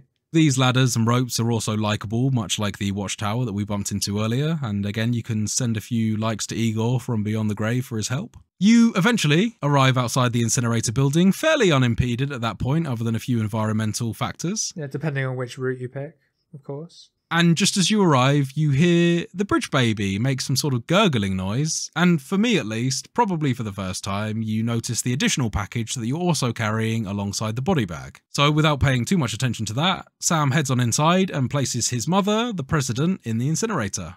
Once she starts burning, predictably the chiralium levels in the atmosphere increase and timeful rain begins outside. You're told by your team that BTs are very likely on their way and to get out of there pretty much as soon as possible. Sam, what's your status? Chiralium density is still increasing. My status is f***ed. But before you do that, Die Hard Man does tell you to also ditch the bridge baby too. Sam's pretty reluctant because he unpackages the package and has basically a baby in a glass container staring back up at him, and he doesn't really feel like sticking that in the incinerator, understandably. He does have a weird affinity with the baby that, you know, we'll find out more about.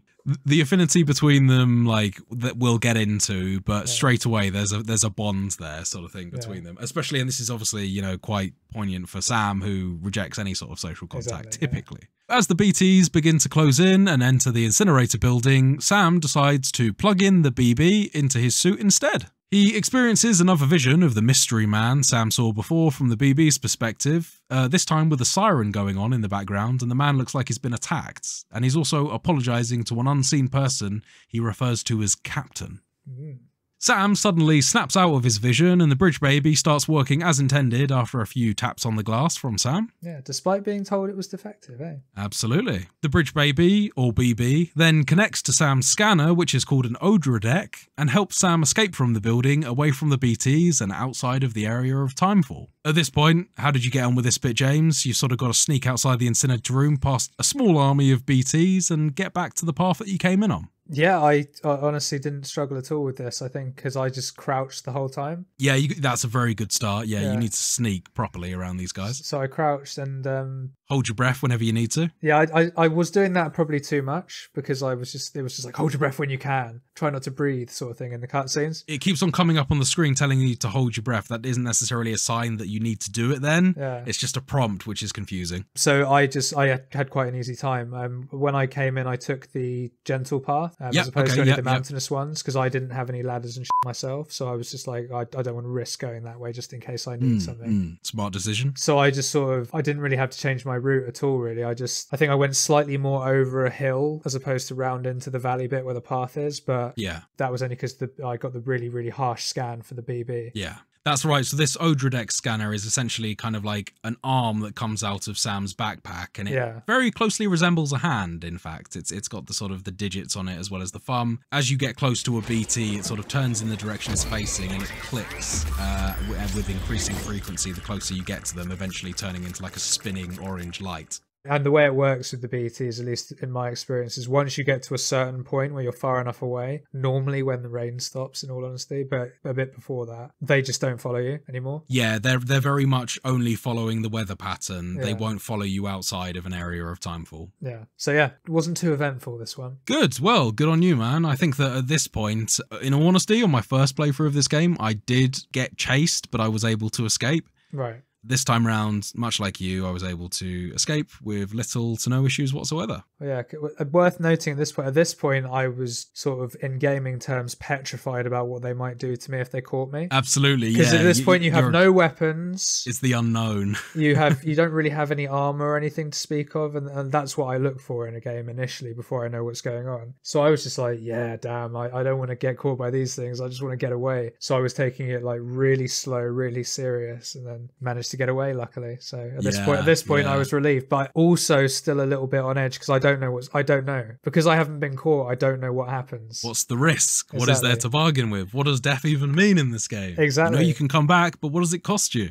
That's it. I know none of this stuff. As we've said, we both managed to get out of that situation unharmed, and Sam turns around on arriving back at Capital Knot. You see another upside down rainbow and the 5 vague figures in the sky once again. As you descend the ramp, Deadman radios in while Sam is travelling down the elevator to say it's a miracle Sam survived that encounter, and that typically people with Doom's affliction like Sam, Fragile and Die Hardman, they're not typically compatible with these BTs, and there's a real risk of fears and emotions tensions being amplified to a level where there's actually a real physical risk to the user as well as the bridge baby. So once again, Deadman really reiterates the need for disposal of the malfunctioning bridge baby. Sam naturally decides to once again, before he gets down to his private room, plug the BB in again, and he sees yet another vision of the same mystery man as before, this time with blood on his face, and the man is comforting the bridge baby and singing a lullaby song. Very creepy. On entering the Capitol Not Underground, Sam explains that the bridge baby saved his life basically, and Deadman finally relents and agrees to keep the bridge baby safe. Under the proviso that I'm allowed to play with it and sort of calibrate it to you. Yeah, he gets to tinker with it in the background as well. Yeah. Sam then returns to his private room for a quick nap,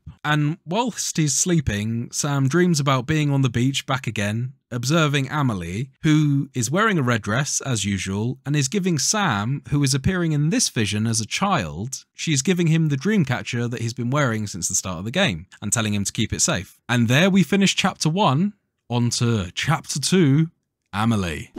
So Sam once again wakes up in his private room, and this is actually the first time that you get a chance to control what's going on in his private room. To this point, you still haven't really played much. I mean, other than that short trip up to the incinerator and back, avoiding the BTs, that really is your big chunk of gameplay that you've got. This is a lot of setup, a lot of cutscenes early on. So this is like ratio probably 70-30 cutscene to gameplay at this point. Maybe that's being generous. I think that's probably about right. Currently, not for the overall game, but currently, For the first 2 chapters, basically. Yeah. Like prologue on chapter 1. You'll also notice a few things inside this room. Sam, number one, he kind of weirdly interacts with the camera as if it's actually like a living being. Yeah. So for instance, you can look at some figurines that he has that appear to be sort of 3D printed figurines behind his bed. And if you click on them, he sort of grabs the camera and pulls it towards him and his shelf so you can get a better look at them. Sort of and thing. he looks into the camera as he does it as well. That's right. And as you observe Sam, he'll sort of react and his eyes will follow the camera. So he's constantly looking at the player as you move around. At this point, have you noticed that if you click the right stick, you can zoom in? I hadn't noticed that, no.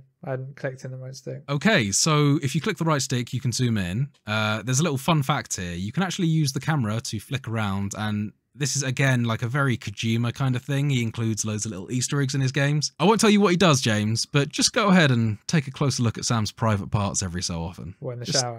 No, not in the shower, just while he's sitting on his bed, kind of hanging around. Just keep zooming in on his private parts and treat yourself to that. Okay. Thanks for the tip. You little pervert. There's actually another scene, if you may well have passed the opportunity to do this, but Sam's foot's injured in that initial car crash. Yeah. If you look down at his feet, you'll actually see him yank off his toenail. Oh, no, I haven't seen that. It's pretty gruesome. No, that's one of those ones I think you miss out on the opportunity to do it, but if you look early on, it might actually be in that scene. He rips out his big toenail. Yeah, very cringe-inducing. I'm glad I missed that. So also in this room, as well as your figurines, you can also pull the camera towards the toilet as well as the shower, and there's various facilities in there you can use. You can also have a quick look at your desk, which has some drinks available on it. Interestingly, they've removed the Monster sponsorship that they had initially for this game. Really? So when this game released, you just chugged cans of Monster. That's jokes. To begin with. Obviously, they didn't have that sponsorship in place for the Director's Cut edition because it's just like a generic kind of future-looking soda can, like an energy drink. I think it's just called Bridges Soda or something. Yeah. All right, so in your private room, Sam also takes a shower to wash off the chiralium contamination that he got from the Timefall whilst he was getting to the incineration building. During the shower, you actually get a phone call from Deadman again, explaining that the president is waiting for you. So this is obviously pretty confusing, seeing as you're pretty sure you just saw the president die and also get cremated. Yeah, I mean, you literally threw her body in the fire. Yeah, 99.9% sure. I mean, yeah. 100% surely. Probably, you should be 100% sure, Yeah, but when someone says the president's waiting, you might start to doubt yourself. Anyway, a very confused Sam hurries back to the president's office and meets Die Hardman, who explains that Amelie is going to be the new face and hope of America, and behind him, Amelie steps out. So this is the first time that Sam's seen Amelie in a long time. Amelie says that, although her mother, Bridget Strand, may be gone, she's here to take up the reins and lead America to being rebuilt. She says that her physical body is still on the beach and she's currently suspended in time. If you remember earlier, the beach is the sort of purgatory between life and death.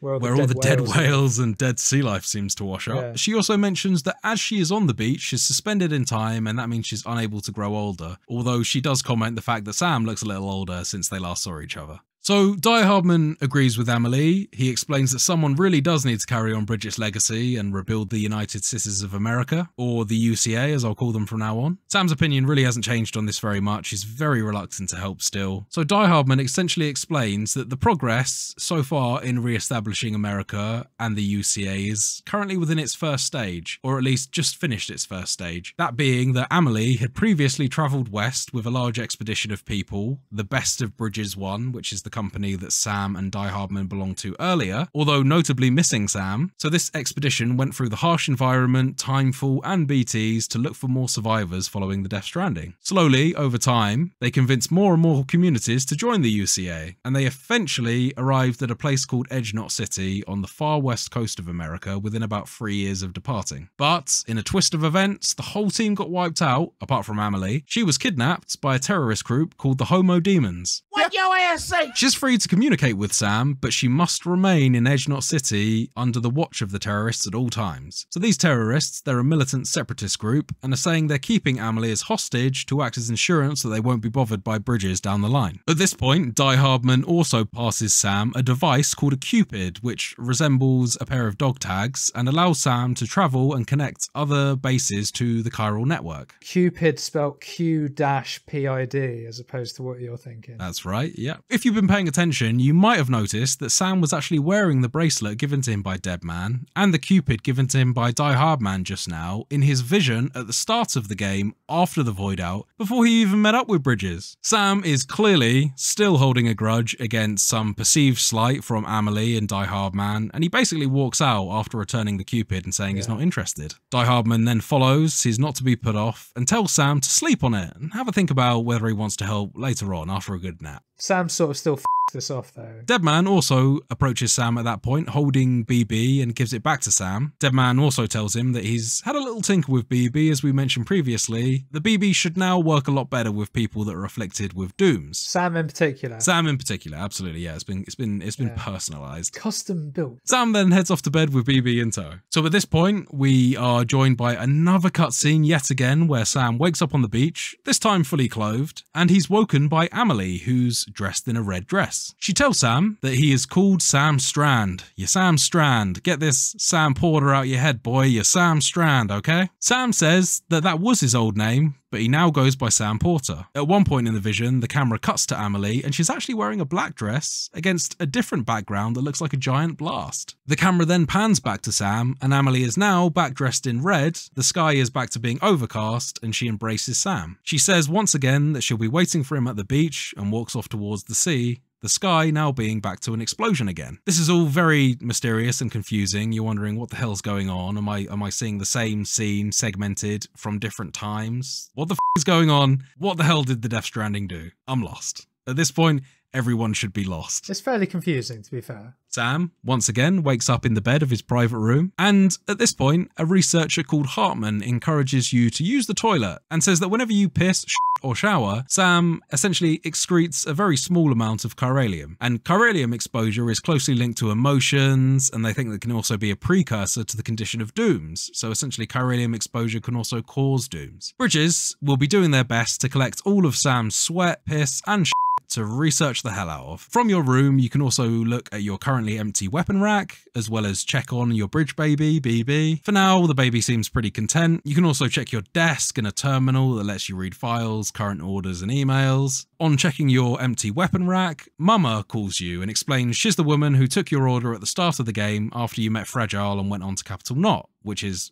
now, if you'll recall, just a crater. She tells you that the rope you see attached to your suit is actually laced with your blood for some reason. Die Hardman also walks in and gives Sam the Cupid again. Sam finally agrees to help Bridges so he can rescue Amelie. Die Hardman explains the bases between Sam and his objectives are called knots, and they're currently not connected to the chiral network. Sam needs to use this Cupid to connect all the sites to initiate massive data transmissions so they can essentially share data across the network. At this point in the future, everyone basically has a replicator and 3D printer capabilities, so they can make their own shit all the time. So they can basically make whatever they want, provided they have the necessary data, which has currently been fragmented as a result of all of the Death Stranding. Yeah, and all of the people being split and not being able to share it. So, by connecting everyone, they'll be able to gain as much knowledge from the past as possible via a connected network of survivors and settlements. And this will all ultimately help to rebuild America. Sam also asks Deadman, who enters the room, to check his boots, as his blood seemed to trigger the BTs in some sort of way before. Sam exits and has one more vision as he connects the bridge baby to his Odrodex sensor. The mystery man is once again in a room, being looked at through the eyes of the bridge baby, staring over a comatose woman, apologising to her and saying he'll take good care of BB. He then disconnects and takes BB somewhere off in a hurry. What does this all mean? Who is this man? Sam then leaves via the elevator, and Die Hardman, as a chiralgram this time, tells you your main objective is to get to a place called Port Knot City, but the signal currently won't reach that far without connecting locations along the way. Sam needs to connect the sites along the way so they can act as relays and boost the signal with the chiral network even further. They give you some smart drugs and tell you to head to a place called Waystation west of Capital Knot City to connect them to the network with your Cupid dog tags. At this point, you can review the order via a terminal and see the distance, elevation, and amount of inclines between yourself and the objectives. You can also do this via your compass in the game as well. You can also see potential risks along the way, like timefall areas with BTs, whether there's any falls or steep inclines, or whether there's any rivers and long streams across that will make it harder to cross. Yeah, and actually while you mentioned that, I like whether when you open your map and you tilt it, you can actually see the gradients of the hills and stuff. It makes it so nice to be able to plot routes.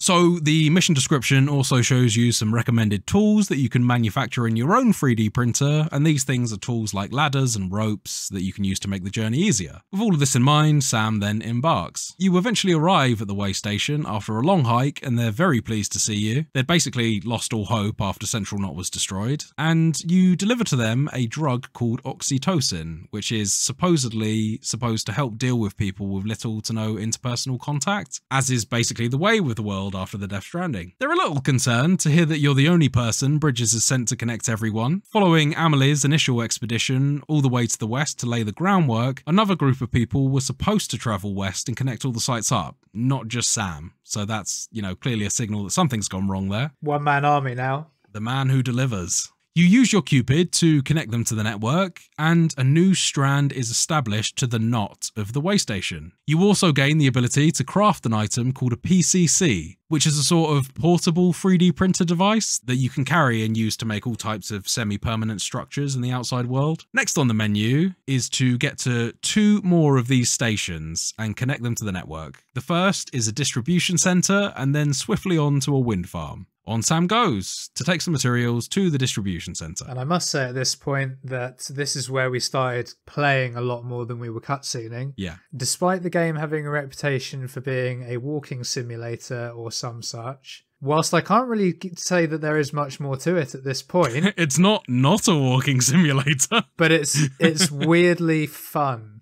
if that is a way to describe it. It's being able to have this beautifully crafted world with really probably the game I've played that has the most photorealism to it with its characters. Insane levels of terrain detail as well. And just everything about it. You even have strong winds, different weather conditions. So we'll get all into this another time, I'm sure. Which all affects the surfaces in your environment as well, whether the rocks become more slippy as it rains. Exactly. Really, really good. And you have to stay balanced to keep your packages in good health and good shape. So it is so much more than just a walking simulator. There is a level of depth to it that you really have to play the game to experience. And you have to really attempt to immerse yourself in the environment that your character's traveling through so as to make the right decisions and get to the most efficient, easy to use route. Yeah, and it's funny. I remember that when you first played this game, one of the things you told me was that this game made you it basically changed the way you thought about traversing through landscapes in games because of this game. Yeah. I still agree with that. And I knew what you meant at the time because you explained it so well, but now I've experienced it myself. You are absolutely right. You just notice all the surfaces and it's right, that rock's going to be slippery now. I need to be careful with that. And also that grass is going to be really wet and because it's on a slight hill too. And it's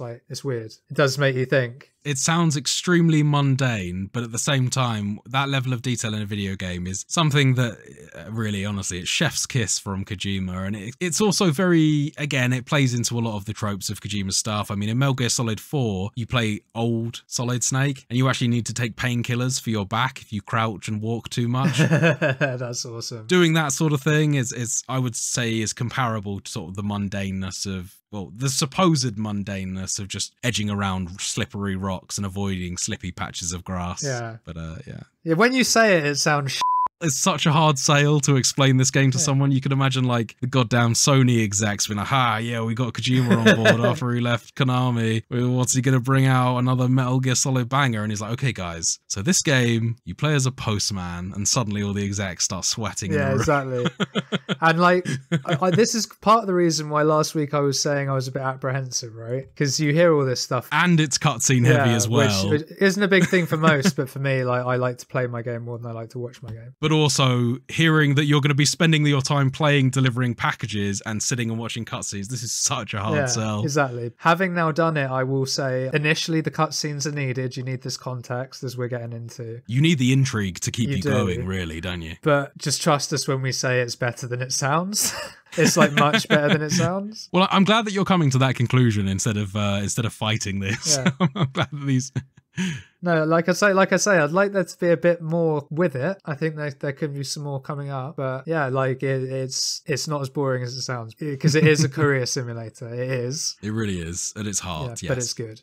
On his way from the way station to the distribution center, Sam is actually detected by one of the enemies in the game other than the BTs. This is a group of people called mules. Yeah. Mules like the donkey. These mules are basically just package thieves that attempt to intercept deliveries and steal as much cargo as possible. We do, however, manage to avoid these mules until a timefall storm starts to come in, and obviously these mules at that point, unable to really detect BTs, justifiably run off to avoid any BTs that are coming as of the storm. Yeah, makes sense. And I just sprinted past these guys. Absolutely. Yeah, that's the way to do it, basically, yeah.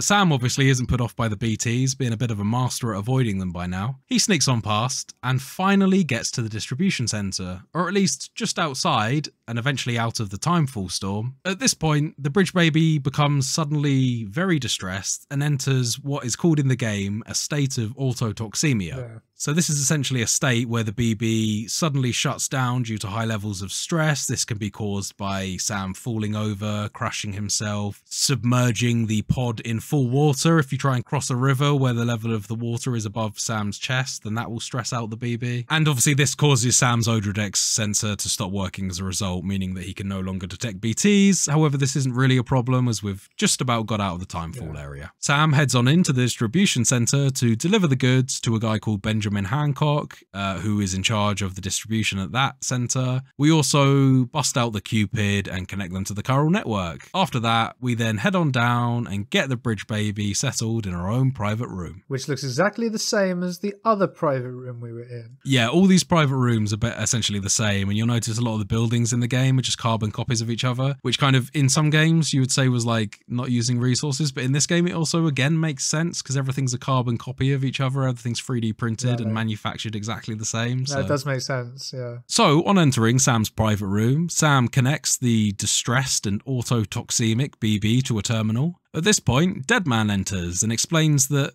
BBs are essentially kept in those little glass pods, as it impersonates being in utero with their mothers. BBs, in order to function, they need to be periodically reconnected and synchronized to their environment, as well as something called a still mother. This is pretty messed up, we're about to get into right now. So a still mother is essentially a brain-dead woman that's kept alive in a medical facility back in Capital Knot City, back where we started our journey. This woman is in a chemically induced coma, and via this method of connecting the BBs to a fake uterus that is supposed to represent the uterus of the mother, the BBs actually bridge the gap between life and death, being both technically not alive, but also at the stage of just being born.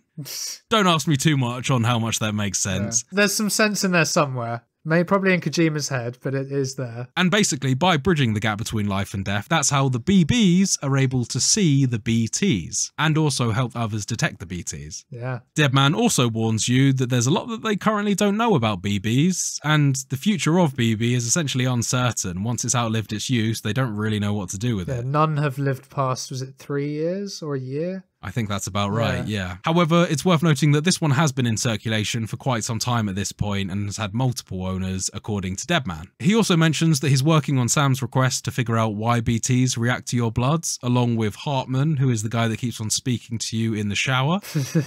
Sam eventually falls asleep and wakes up once again to Amelie, this time in his private room, in a red dress, appearing as a chiralgram. She says again that she isn't guarded, but she still isn't able to leave. She again encourages Sam to keep doing what he's doing and reconnecting people, and Sam again recoils as she tries to touch him, even though she's a chiralgram. One final time, she says she'll be waiting for him to come and get her, and then she disappears in a flash. Shortly after, Sam gets a call from Hartman, the researcher, who asks you to take a shower for some research. Yeah. Sam duly obliges him, and at this point strips off to jump into the shower. Now at this point, you'll notice as well, you know, as you may have noticed previously, that Sam is actually kind of covered in handprints, as well as various cuts and scars and things. But they're sort of reversed, they're like inverted handprints. That's right, it looks like as almost the hand's been put on him and then they've been sprayed over with a paint sort of thing. So, and I think this is essentially meant to represent the amount of times that he's been grabbed by BTs in the past throughout his porter journeys. Yeah. After taking a shower, Hartman radios back in to say he's taken a sample and he will look further into the effects of your body fluids on the BTs. Sam does ask Hartman if he's had a chance to research people with dooms before, and Hartman explains he has, in fact. He actually has dooms himself, as well as Mama, the woman that you delivered cargo to right at the beginning. However, so far, those tests have been inconclusive. However, Sam is very special. He's also a repatriate, once again meaning that he can come back from the dead. Hartman is really excited about the sort of potential of these tests and of the new research that he's undertaking. A sample of your shower water then gets dispensed into a glass vial, and Hartman encourages Sam to give it a chuck at the next BT encounters to see what happens. Yeah. Bit of field research for Sam there. He mentions that there is actually a historical paper on the effects of using bodily fluids of doom sufferers and repatriates, and by bringing more people into the chiral network, as I mentioned previously, the collective shared knowledge and information will bring bridges closer to uncovering the secrets of the past and will ultimately help us get a better understanding of the Death Stranding, the BTs, the bridge babies, and dooms.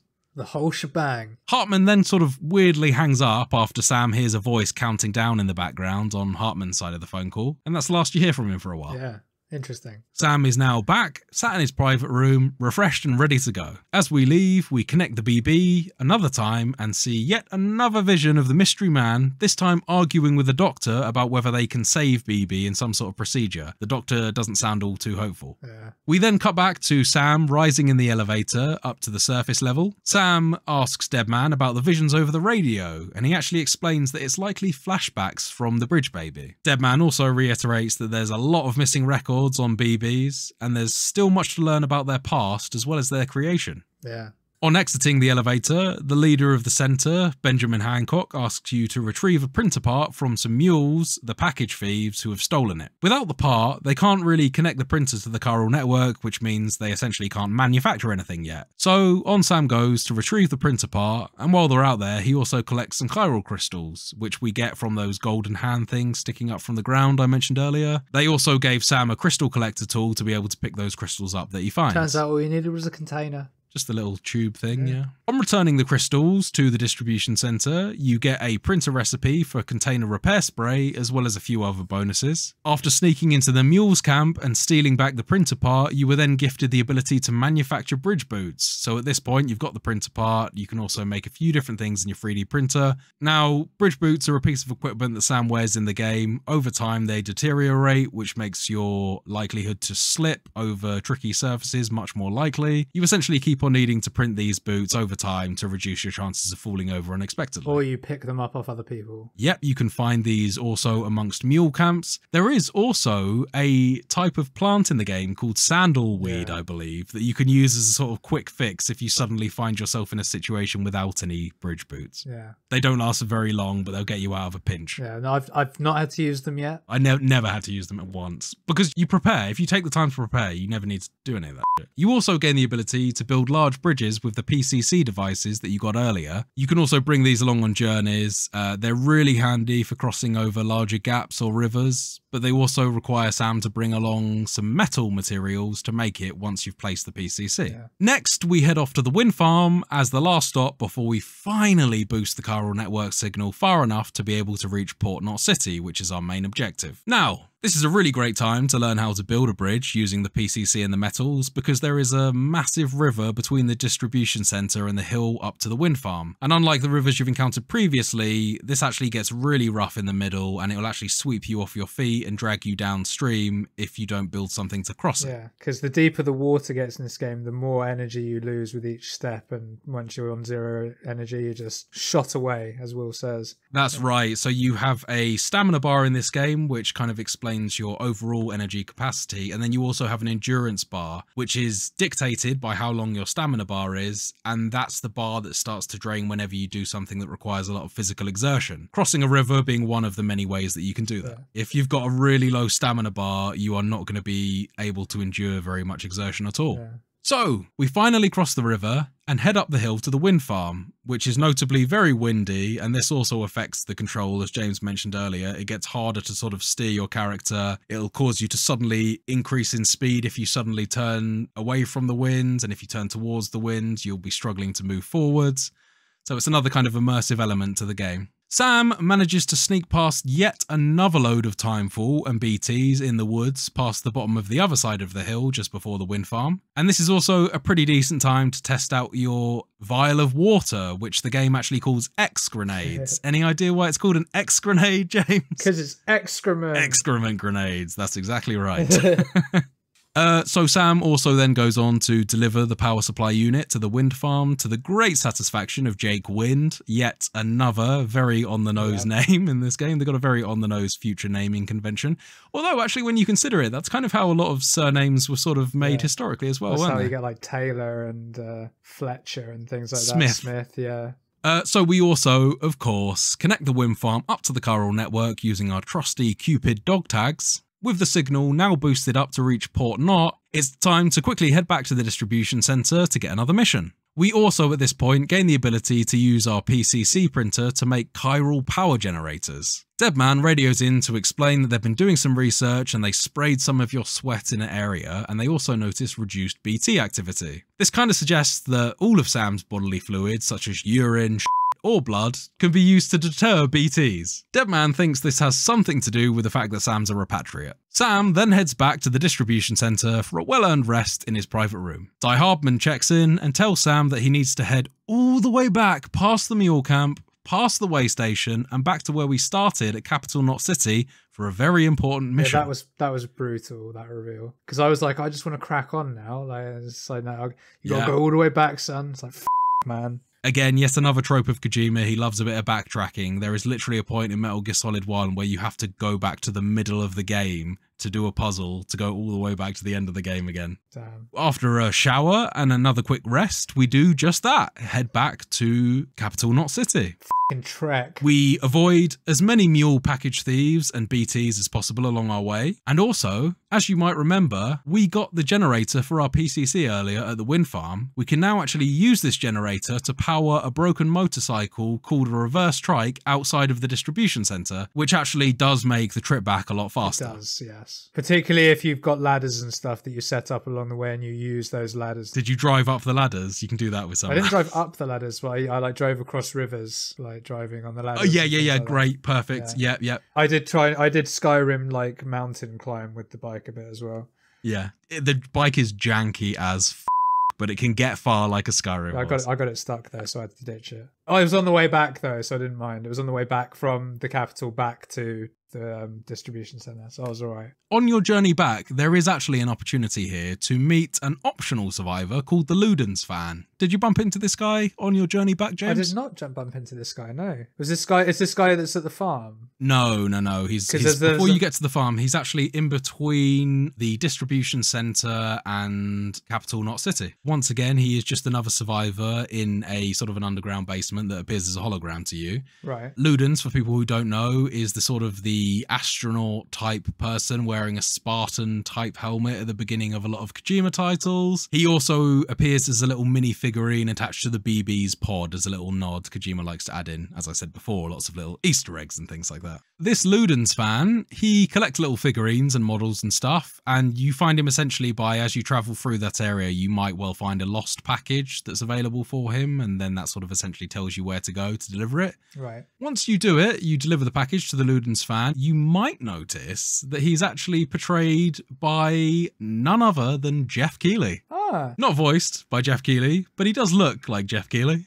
Oh, jokes. That makes Little perfect nod in there. sense. Absolutely. They're We know boys, that. aren't they? Also, as a side note here, I'm not going to go into too much detail because you haven't done it. There is also a couple of DLC missions you can pick up here. One that sort of gives you a stealth mission where you get something called a maser gun, essentially a taser gun. You get to sneak around an interior, knocking out people MGS styly. Nice. There is also an additional Half-Life DLC mission here, special for the Steam version of the Director's Cut. You get a little mission to collect what resembles a Portal companion cube hanging out by the river near the distribution center. For returning the companion cube, you get some likes as well as a pair of special Gordon Freeman glasses from Benjamin Hancock. Gordon Freeman being the main protagonist of the Half-Life series. I saw they were called Gordon glasses. I thought his surname was Gordon or something, and I was just like, oh, I've just got a pair of his glasses. At some point, you get a head crab hat. Nice, that's cool. I haven't got that yet, but I saw it in the Director's Cut promotional stuff. Nice. So, after finally driving back to Capital Knot City, you are given a container of medicines, sperm, and eggs to be taken to Port Knot. So this is the very important package that Die Hardman had mentioned that you needed to go collect. Yeah, and it's worth noting that with these very important packages, was the first time I had my fall. I fell on the sperm. Amazing, and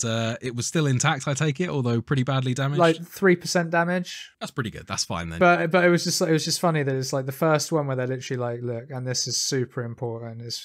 It's like eggs, sperm, and whatever.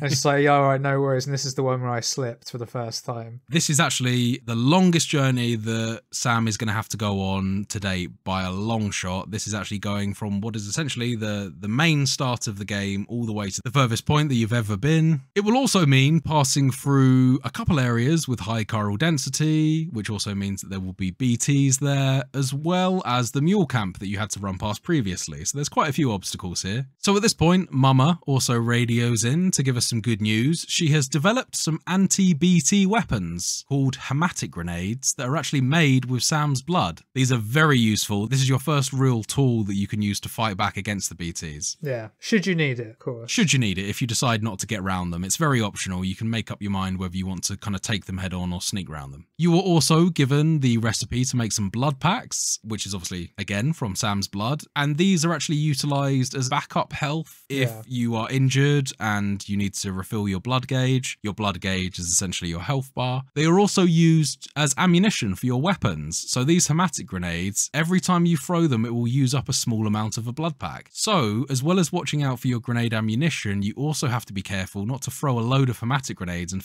bleed yourself dry. It can happen. I didn't realise that was a thing. It has more of an effect the harder difficulty you go, but you have to eventually balance out between just how many attacks you're doing versus how much blood you've got left. Oh, damn. Unless you want to become very anemic and very weak, which again affects gameplay. And so I remember them saying that when they were like warning me about stuff about using the grenades. You're just like, oh, whatever. No, but I didn't clock that it was draining blood packs as a measure of that. Yeah.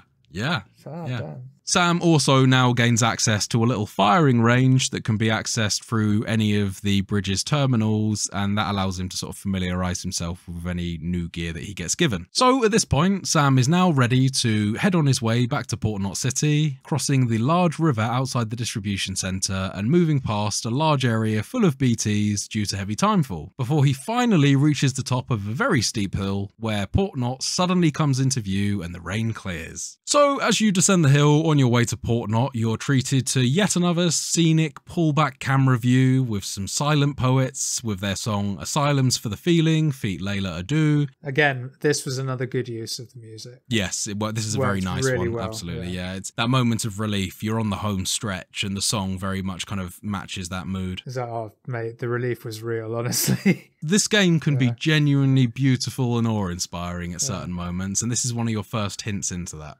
Yeah. Sam arrives inside Port Knot City, finally. He heads inside and meets a chiralgram of a guy called Victor Frank, who is the distribution manager for the port. Looks a little familiar as well, this guy. He does look a little familiar. He's also as keen as everyone else is to join the chiral network, and Sam immediately obliges by connecting his Cupid, and Port Knot becomes part of the UCA network. Hell yeah. While speaking to Sam, Victor notices a small Ludens figurine that I mentioned earlier attached to BB's pod. Victor also happens to have a matching one. Sam goes on to explain to Victor that he got the BB from Igor, the guy in corpse disposal who got sucked up and killed by the BTs in the initial void out. Victor explains that Igor was in fact his little brother, and is obviously sad about the death of his younger brother, but he also tells Sam to take good care of the little Ludens figurine on his journey. Yeah, and he was also grateful that he knew what had happened. Yeah, absolutely. He took some solace in the fact that he didn't have to spend the rest of his life wondering. Yeah. Amelie then messaged Sam over a chiralgram using the same terminal as Victor and encourages him once again to keep pushing forward, keep going. Sam is then told by Victor that to get across the sea to the west, they actually need to use a boat owned by none other than Fragile as part of Fragile Express. The reason for this is that terrorists have over the years destroyed pretty much all the boats kept by bridges. Sam then heads one last time to his private room